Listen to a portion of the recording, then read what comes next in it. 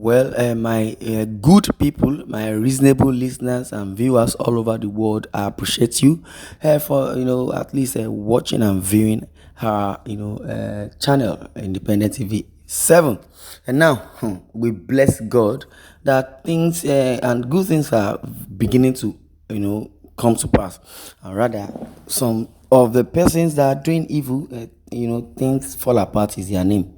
That is it. So if a nemesis is catching up on some people, I usually just look. I'll just let me just look up. God knows best. Now the statement, or let me say the article, the headline of the article, which says how Abba Kyari's accomplice John Umoru starved 7 persons to death at Akuzu SARS. Well, if I can get it, Umoru, which is the accomplice to Kyari, starved 7 persons to death at Akuzu. Yeah, he might not really be starving them to death, but at least there was maltreatment. Because when you think you have arrested somebody, as a policeman or soldier or as a military person or military personnel, you arrested person, you check, ask question. Or you're a policeman, you arrest somebody, ask question. What really happened? How did you do this? And let that person go home to be confident to give you more information, not castigate the person. And court has not laid verdict that yes, this person is a criminal. Then you lock the person behind the cell itself, not even behind prison, behind cell. Now, what is the gain? More revelations have emerged showing how disgraced DCP Abba Kyari, accomplice in international drug dealing, ASP John Umoru, starved 7 Uber inmates to death at the infamous Akuzu SARS in Anambra.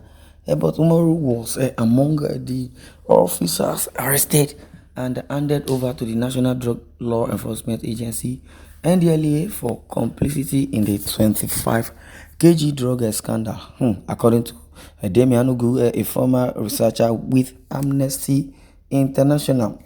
Says Kyari recruited the most brutal into his team, providing more information about his knowledge of ASP Umoru. He wrote, this is ASP John Umoru, aka Too Much Money.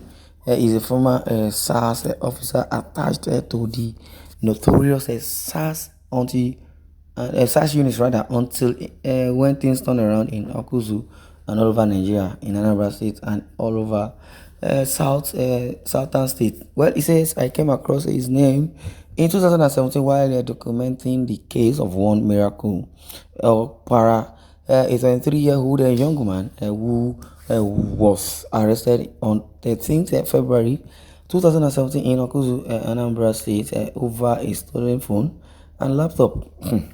Well, a miracle described how he was shot in the leg by ASP John Umoru and detained him for 4 weeks without food or water. Okay. Out of the 9 persons detained with me, 1 person was granted bail after paying 500,000 naira. For what crime? Well, while 7 others died of starvation. Here is an extract from my interview with a miracle Okpara shortly after his release from detention. But as it is, he said we waited for 2 days without any food or water. That's appalling. No? It's very, very appalling. Why will you give somebody?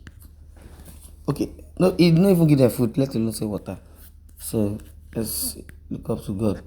So I came across his name, yes, in 2017, while documenting the case of one miracle Okpara, a 23-year-old young man who was arrested on 13th February 2017 in Akuzu, Anambra State, over a stolen phone and a laptop. Miracle described how he was shot in the leg by ASP John Umoru. Food and water was far from them. Umoru and detained, and also Umoru also detained 4 weeks without food or water. Out of the 9 persons detained with me, 1 has paid 500,000 to pay him and himself rather, while 7 others died. Jeez, of starvation. Wow, you're the only surviving son. Here's an extract from my interview. Yes. He says we waited for 2 days without any food or water. And then some of us started, screaming from the cell. That is the narration. He said, here's an extract from my interview. Now, it's calling on those that are involved to come and give us water. Some of us started urinating and drinking the water or urine. And one of the officers, nicknamed Too Much Money, came to us and admonished us to save our strength. That we have a long way to go because of this admonition. Okay, because of this admonition, we increased our shout. Yes, they're telling them that it is better for them to kill us than to serve or starve us to death. This story is so very, very interesting, but as it is, I am very, very angry with these police guys, especially Abba Kyari. Has caused so many havoc.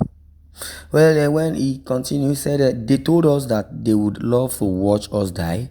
One after another, we continued screaming, calling for water.